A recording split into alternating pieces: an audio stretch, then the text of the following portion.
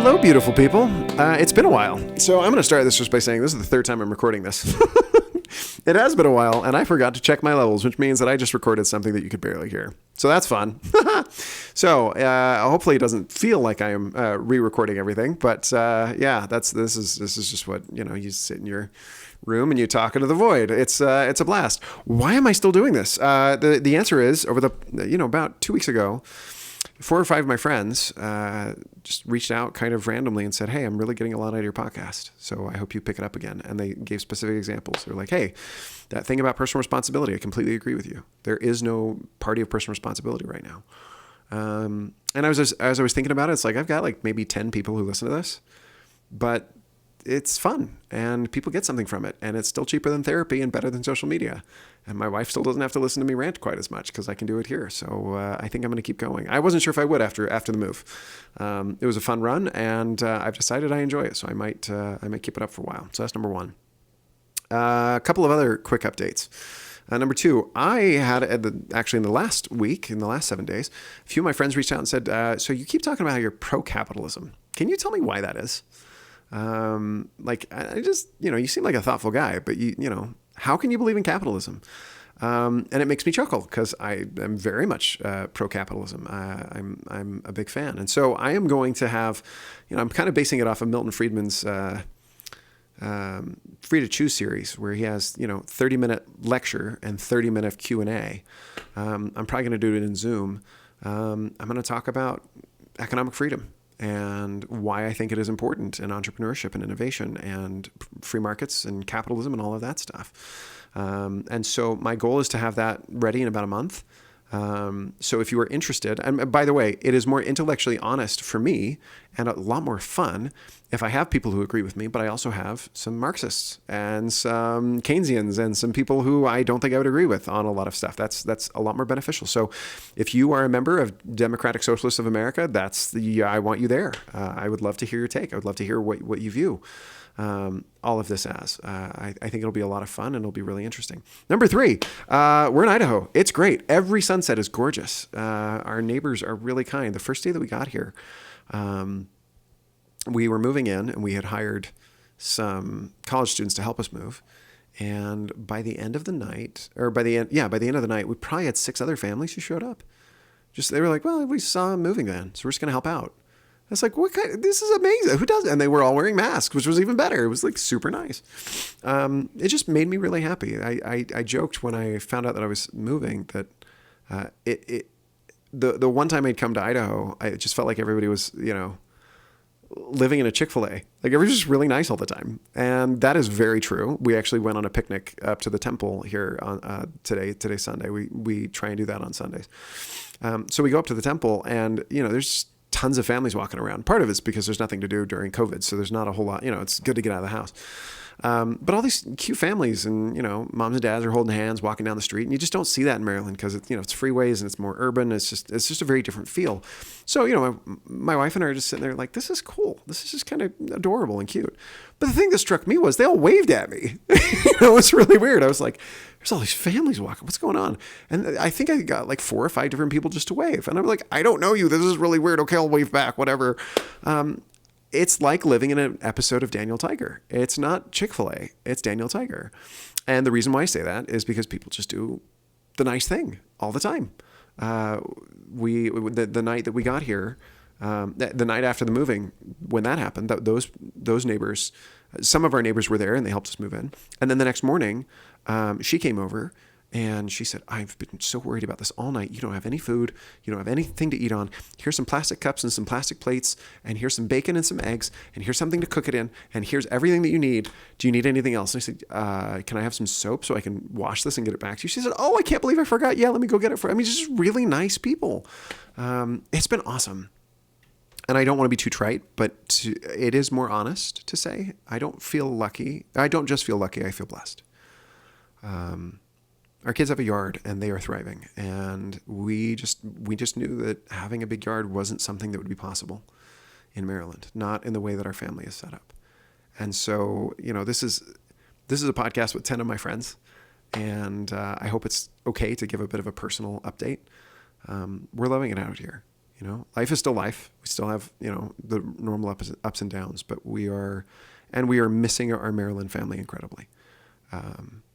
But we weren't seeing them anyway. Stupid COVID.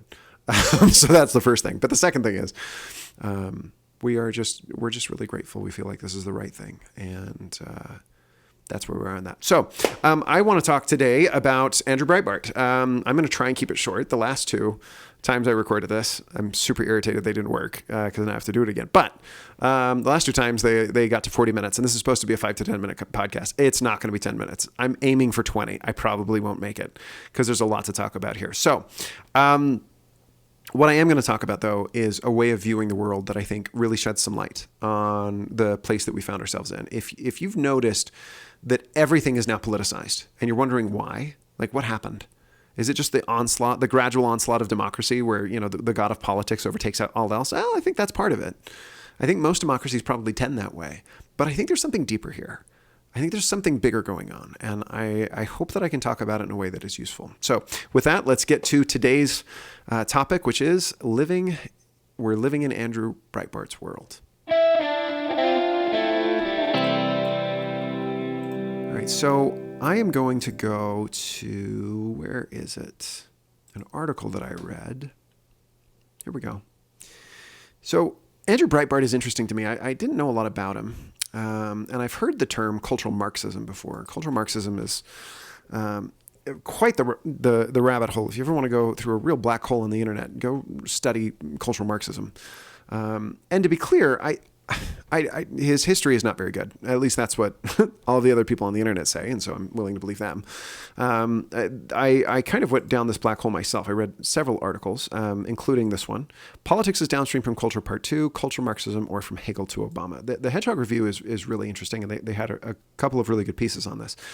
And the one thing that I would say, just so that you're aware, is cultural Marxism is a term that is highly involved with a lot of conspiracy theory. There's some anti-Semitism there. So it comes from the term cultural Bolshevism, which is a term employed by Hitler during World War II and before World War II to say, the Jews and others are trying to attack our way of life and our culture. And so we need to double down on the culture that we represent. We need to double down on our music and our art and our literature and that kind of thing. So this is a very old concept, but Andrew Breitbart clarified it in a way that I hadn't understood before. Okay. And he also engaged in a way that I don't think others had, and that I totally disagree with. So now that you have a little bit of backstory, let me show you the article that kind of started this this understanding for me. So I saw this on Business Insider. The founder of Breitbart, one of Trump's favorite sites, also co-founded the Huffington Post. Here's what he was like to work with. That was a shock because I had no idea that he had co-founded Huffington Post. I thought that was Ariane Huffington by herself. Turns out that he and Peretti and a few other people had founded it. And I thought, wow, that is fascinating. And the first thought that came to my mind was Huffington Post and Breitbart.com are mirror images of each other, just on the left and on the right. They engage in the same kind of identity politics, the same kind of sometimes resentment politics, if I can be blunt, thinking more on the right here. It's I remember seeing a quiz from HuffPo where it was, that you grew up in Utah if you take this quiz and blah blah blah. It was a hyper local, hyper specific. They clearly wanted data on where you're from, so I didn't take it because I don't want to give them that data. But it was fascinating to me because it was a lot of my friends were posting about this. They were like, "This is amazing. How do they know?" Right? And it makes you want to click on this stuff a lot more. And HuffPo had the same kinds of stuff that one was from Huffington Post. I'm sure that I suspect that the right-wing websites did too.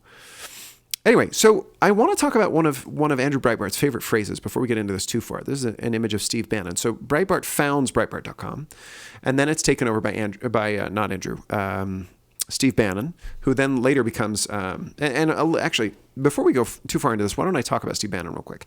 So Andrew Breitbart is this media guy. He works for Drudge Report and then goes to Huffington Post and then forms Breitbart.com. That later on he dies of a heart attack. Steve Bannon takes over at Breitbart.com and then becomes a campaign advisor to Donald Trump. Okay, before Steve Bannon is a campaign advisor, and before he's at Breitbart.com, he's I don't know if he's a head of an investment firm or just an investment banker. He's an investment banker, very, pretty bright, who does pretty well, and is, from what I gather, a gamer. He plays video games. And he notices that there's this thing called Gamergate going on. And Gamergate is where they're online video game communities are very men heavy, and they are not very polite to women either. And so now there are some very interesting studies that are coming out about this and why it happened and where it came from. But basically, the short version is that there was a lot of mistreatment of women that was very, very ugly. And at the same time, there were a lot of men who were kind of rolling their eyes and saying, oh, these social justice warriors, they're so annoying. Okay. And Bannon realizes this and decides that he's going to capitalize on it politically. And thus, the new age of right-wing resentment politics is born. Okay. I don't think that I shouldn't, that's giving Bannon a little bit too much credit. Breitbart deserves some of it. The media deserves some of it. I think Breitbart in particular realized, and this is his key quote here, okay? Politics is downstream of culture. I think what that means is Breitbart woke up one day and realized the culture wars determine the policy wars. If you're losing the culture war, then you're going to lose the policy war too. And he decides, instead of just to note that, he decides to engage in that and say, okay, then we can do the same thing. Huffington Post is winning the culture war, so we're going to create Breitbart.com. And we're going to troll people. What do I mean by troll? This is the important part. So this is the article that originally got it for me. I'm actually going to go to the Breitbart version where they take some clips here. Okay. Huffington Post co-founder Jonah Peretti claimed this week that Andrew Breitbart would absolutely love the continued trolling from Breitbart News in the Trump administration were he still alive today. This article is very short, so I'm probably going to just read the whole thing. During an interview with Business Insider, Peretti answered questions about Breitbart, who is also a co-founder of the Huffington Post. He was just bouncing off the walls at 1,000,000 miles an hour, tons of ideas, lived on the internet kind of a guy. Okay, so I'm getting this image of somebody who's pretty neurotic, very caffeinated, pretty excited, lives on the internet as was said. It was challenging to work with him, but also a lot of fun. He was at some level a real internet troll. Okay, so this is where I'm starting to get interested. Okay, Huffington Post, I think, does some trolling. I think there are very much rage bait articles, where you... I went there earlier today. What was it? Bison rips pants off woman. I mean, this might be the most clickbait thing I've ever seen. And every time I say that, I come back here and I see a new, even more clickbaity thing, right? But bison rips pants off woman might be the top one. That for today takes the cake. Okay, so clickbait on both sides. Okay, Huffington Post was notorious for this. So I think it's very clear as Breitbart.com. There's a lot of identity politics in both places. Hyper-specific identity politics, by the way. Okay, I'm not just talking about, I'm a black person. I'm talking about Breitbart.com and white resentment politics and a lot of that kind of stuff as well. I'm also talking about, from Huffington Post, what city you're from, what side of the city you're from, just very, very, odd stuff like that. But there's still another part that I couldn't quite put my finger on. And it's best explained this way. Quote, he told me a story. This is Peretti talking about Breitbart. Breitbart told me a story about how he was writing a headline on the Drudge Report about Chris Rock and how he loves Chris Rock and thinks he's hilarious. But the headline was something like, quote, shock and outrage. How could he be host of the Oscars when he makes all these inappropriate jokes? Peretti goes on. He knew that he could write it exactly in a way that would cause socially liberal conservatives to think it was funny and actual more family values conservatives to be outraged. He knew how to find the line that would cause all the different cultural cracks to explode and have people bang into each other. He loved it. He loved that kind of thing. So, some new terminology for us today. Cultural pressure point. Either a non-issue or a hyperbolized issue, if you want to call it that. Okay, an issue that should not be a big deal, but is becoming a big deal because people want to make it into a big deal, right? In no way can I see Chris Rock being a politically sensitive issue. And yet, Chris Rock is now a focal point intentionally because of Andrew Breitbart. He has become a focal point in the culture wars between left and right. And you can see this all over the place. These cultural pressure points, once you see them, you can't unsee them.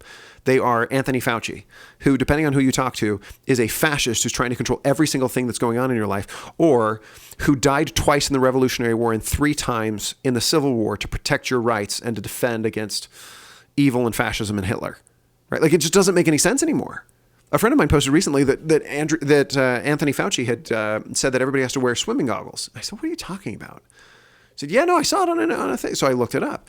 Anthony Fauci is asked at a press conference, should people start wearing goggles? If the science is about mucous membranes, right? If you have a mucous membrane, then it can get sick. Should they start wearing goggles? He said, well, actually, yeah. I mean, if somebody coughs on your eye, you can get it just as well if somebody coughs close to your mouth or, something like that. So Fauci says, if you want to be completely protected, yeah, that's the right way to go. Completely accurate on the science as far as I understand it from my 7th grade biology class, right? Totally makes sense. And for healthcare workers in particular, it probably does make sense everybody have goggles. Actual swimming goggles are probably better than nothing.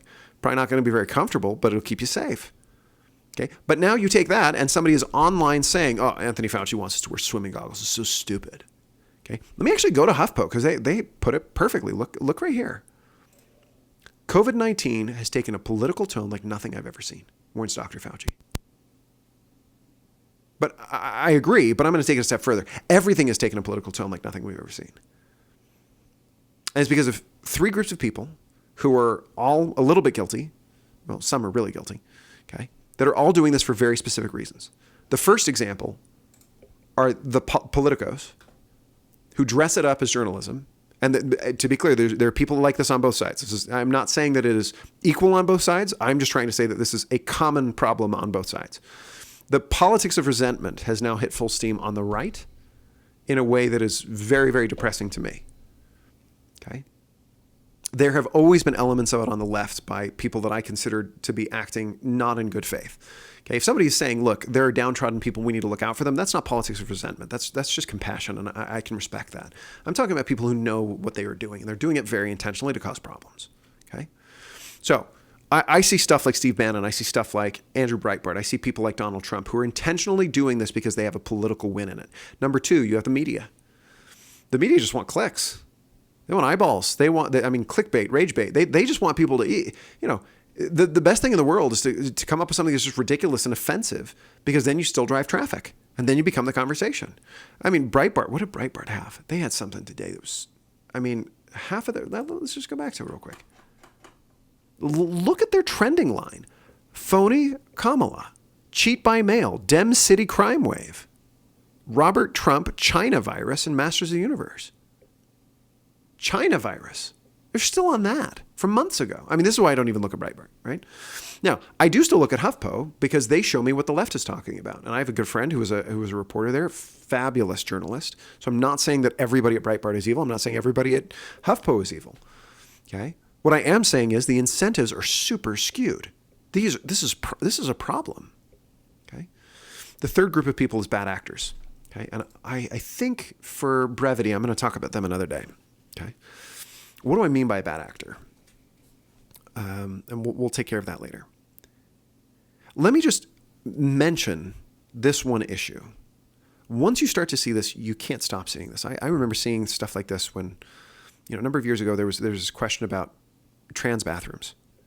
And, my friends on the right, I shouldn't say my friends, the people on the right that I saw, because some of them were friends, some of them weren't, were saying, frankly, some transphobic things about trans people and how they don't get to pick where they go to the bathroom and just some really insensitive stuff. Okay. My friends on the left, on the other hand, were saying some equally crazy stuff. Like, we need a national law that says that they can go to whatever bathroom they choose, which, like, education, we're talking about bathrooms in public schools. Okay. I'm fairly sure that would be ruled unconstitutional. Education is a state enterprise. It is run by states. It is not run by the federal government.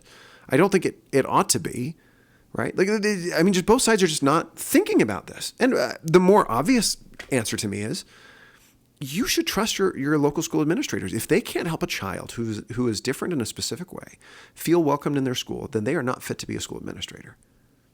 I was a school administrator. I was imperfect at it. I'm sure that I already know some of my regrets. I'm sure that I will have more as the years go on. But if I find out 20 years from now that test scores went down more than I expected, or I find out that more kids than I expected did not feel welcomed at my school, I can tell you which one will give me a bigger headache. Which one will keep me up more at night? And it isn't the test scores. So if you can't trust your school administrator, that's a problem. I actually posted about this on Facebook at the time. I said, people need to trust their school administrators to figure out this problem. Somebody said, no, those kids need to use the nurse's office. Well, okay, fine. That might be a solution for some folks, but it might not be for all. And that's why you work with the parent. You say, what's going to help this child to feel most successful, most welcomed, most like a part of our community? It's not a hard conversation, but instead it became the cultural pressure point, the thing that people could push, the thing that caused resentment. Another example of this, good arguments done poorly. Okay. Half of the white privilege conversation fits into this category. I think there's a lot to take away from white privilege. I think it's very beneficial. I'm going to walk that back. There are some individual pieces of it that are very important to consider and that we can learn from. I would frame it differently. I would discuss it differently. But here's the key. I asked this to a friend of mine. I said, do you think that Donald Trump won in part because people resented the fact that they were being preached to about white privilege? My friend is very well educated. He's pursuing a PhD at the time in economics. And he turned to me and he said, 10,000% yes. People don't like being preached to. And it didn't help that a lot of the people talking about white privilege were talking about it in such an irritating way, right? And then my friend even said, there's a lot of good in that argument. There are things that we should look at in that argument. We should reflect on it and be like, wow, I'm privileged because of my race in a way that other people, like all of that's fine. Okay. But it was done in such a poor way, sometimes judgmental, sometimes irritating, sometimes just not put together well. And again, if the politics are about resentment, then this is another opportunity. Gamergate. Steve Bannon sees the resentment building in Gamergate and says, I can capitalize on this. White privilege is another example. You can go down the list. Anthony Fauci, cultural pressure point. I don't know if Anthony Fauci is a good guy or a bad guy. I haven't met him. I don't know if he kicks puppies or waters his flowers. I don't know if he's a decent man. I suspect he is because I assume most people are good and decent, and he happens to be the leader of one of the nation's premier epidemiology institutes. I suspect he knows what he's talking about. He's not a secret fascist trying to control me through, of all things, wearing goggles. Okay? But on the left and the right, he has become a cultural pressure point. It's a non-issue that carries too much cultural weight. So I'll talk about bad actors another day. I'm not talking about politicos. Those are people who are convinced that it's the right thing to do, even if it's scorched earth. I'm not talking about the media, who I think useful idiots is a term with some baggage, so I shouldn't say that. They're people who are willing to play along with the game because it benefits them in the short term. They're not looking at the long term. And if they looked at the long term, they would realize it's not beneficial for them or for anybody else. Right now, I think there's a huge demand for a very, very honest sort of journalism. I think you see that, maybe it's just my friends, because I have a lot of very thoughtful friends on left and right, and most of them will post that little thing on both left and right, the very cool media bias charts, where Breitbart is on the right and HuffPo is on the left, and the center you've got AP and Reuters and all of and then on the center right you've got The Economist, on the center right you've got Wall Street Journal, on the center left you've got NPR and Vox, that kind of stuff. Most people know that this is an issue and it needs to get better, so you have the media too. Why do I share all of this with you? First, because I think if you start to realize that a lot of this is being done intentionally, it is not. I think part of it is the democratic mission creep is we have to win no matter what. This is the most important thing we've ever done. We must win because we worship the altar of the god of politics, and he requires a full sacrifice. Otherwise, we get no blessings. And by the way, the blessings are not very good. They're not worth it. Okay. The god of politics doesn't have enough power to save us. He still requires 100% of everything that we earn. If you think you're ripped off by your local church when they pass the plate around, you should check out the altar of politics. You have to give everything you have to make sure your candidate wins, and when they do, be ready for disappointment because they're going to let you down, and then somebody else will win 4 years later. Maybe if you're lucky, 8. So I think democracy is part of the problem. The ever ongoing onslaught of, a friend of mine accused me of being elitist on this. I want to clarify. I'm not saying that I think that a wealthy elite should run the country. I think you could literally pick 10 people's names out of a hat. And then those 10 people for 5 years are responsible. They go and they have unlimited funding to get as much education they want from any institution they want. They are released from their regular job duties. They don't have a job. They're paid by the government for those 5 or 6 years, however, 6 years perhaps. They elect the president that year, and all the rest of us just move along. Now, I don't actually want to do that. There are real good reasons why that's a terrible idea, but here's the benefit. Okay? The benefit is none of us have to worry about the ever-increasing onslaught of how important it is to do nothing, to put nothing ahead. Thou shalt put no other gods before the God of politics. I think that's a problem. I think it is all-consuming. It's politicizing everything. And let me focus on that just for a second, because if politics is downstream from culture, then culture has become the battleground. And culture used to unify us, and now it doesn't. It does the opposite. It divides us. Our sports, police departments, caring about law enforcement, the FBI, which has always been the world's premier law enforcement agency, and is now, depending on whether you're on the right or the left, on James Comey's side or on not James Comey, on the deep state, on the anti-deep state side, right? Every institution that brings meaning and purpose and also some level of, union, of unitedness in our country is under assault. Religion, same way. If I post something that is pro-religion, I can guarantee you that the people, I don't know many people who are on what I would consider the left who would say, yeah, that's really good. I like that. I'm not religious myself, but I really appreciate that. The breakdown is very obvious. Okay. And that's to say nothing of the bigger, deeper things. The bigger, deeper institutions like the Senate or capitalism or liberalism or the founding of America herself and her mythology. And just so we're clear, I'm a big fan of less hagiography and more honesty in history. But at the end of the day, when the mythology goes and the history goes and everything is subject to debate and we are now so cynical, let me tell you a little story about cynicism. I haven't told my friend about this. A friend of mine commented when I was talking about how I want to do this series on capitalism. He said, "Oh, I can't wait. I want to hear your reasons for exploiting people." And I said, "Exploitation like this?" And I posted a link. And I'm going to talk about this another day, but it was exploitation. It turns out that Apple has unwittingly, or they're claiming unwittingly, been selling products that have been manufactured by Uyghur labor in China. And China has forced 1 million Uyghurs into detention camps, and they are literally providing slave labor from sources like let's see, I had this up a minute ago. Nope, I closed it. Sources like the AP and Reuters and those kinds of people are now reporting that China has imprisoned 1 million people in detention camps. They are sterilizing these people to prevent them from having children. And Apple, as it turns out, has sold some of the products that have been manufactured by China. I thought that was interesting and worth bringing up. I said, "Is that an example of exploitation?" And he fell right into my trap. He said, "Yeah. Are you going to call out Apple?" I said, "Of course I am. Apple's wrong. They should pay for it. Why did you mention Apple and not mention the other obvious key player here?" What are you talking about? I'm talking about the elephant in the room. China. There's a company who, professes to have unwittingly used some slave labor. Either way, that's a very serious charge. They should get hammered for it. But the fact that you first turned to the company, the American company, and left China off the hook, didn't ask about what China was doing, didn't talk about the fact that China is doing something wrong, didn't discuss that China is committing an absolute moral horror right now, is telling.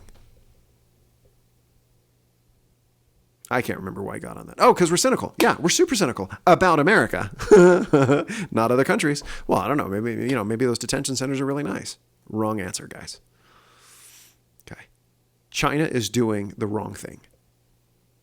And the fact that we are more worried about American companies and that they may have done something wrong in selling products, and that's American capitalism's fault, than China, the Chinese Communist Party, imprisoning and sterilizing and abusing 1 million people, tells you everything you need to know about the warped view that we have, how down we are on America, on American capitalism, on American companies, and how unwilling we are. And I don't think that it's intentional, but I don't think that we have a sense of proportion here. And I think, to put it a little bit more bluntly, I think the bad actors in the world would rather have it this way. I don't think China actually uses their propaganda to talk about how great China is. I think they use their propaganda to talk to Americans about how awful America is. And we buy it. I remember learning about the Stockdale Paradox. Really, really interesting. If you haven't read about it, Jim Collins does it really well and good to great. But the basic premise is Stockdale is an officer, and he's in a prisoner of war camp. He's captured. I believe that it was the Vietnamese. It may have been Korea. I can't remember. I'm getting my history wrong. I think it was Vietnam. And Stockdale basically said they try to turn you. They want you to defect. And part of the way that they do that is by telling you all of the horrible things that America's done. And there are two groups who are completely immune and one group that is very susceptible. Okay? If you know absolutely nothing about American history, then your response is, I love America. Merca, right? Apostrophe M-U-R-C-A. Merca, right? I love America. USA, USA. And that's all you say. And so they can't turn you because you're too ignorant to actually be turned. The second group that's immune, of course, is the people who know plenty about it, right? They know about the Trail of Tears. They know about slavery. They know that Thomas Jefferson was both the person who said that all men are created equal and also a lifelong slave owner, okay? They know that that's what's going on.